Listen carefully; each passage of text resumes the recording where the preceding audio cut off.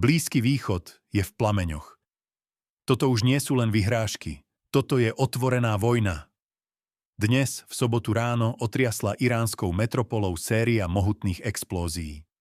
Izrael spustil rozsiahly preventívny úder priamo na srdce Teheránu.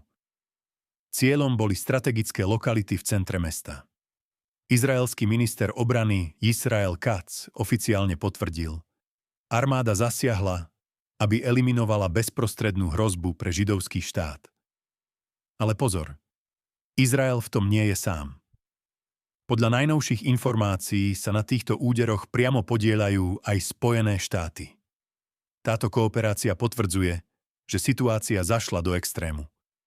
Americké veľvyslanectvá už vydali naliehavé varovanie. Okamžite sa stiahnite do izolácie a dbajte na maximálnu ostražitosť. Svet teraz so zatajeným dychom sleduje, či tento úder vyvolá totálny regionálny konflikt. Sme svedkami začiatku veľkej vojny? Sledujte nás, situáciu budeme ďalej monitorovať. Viac sa dozvieš na plenum.sk. Tak klikni.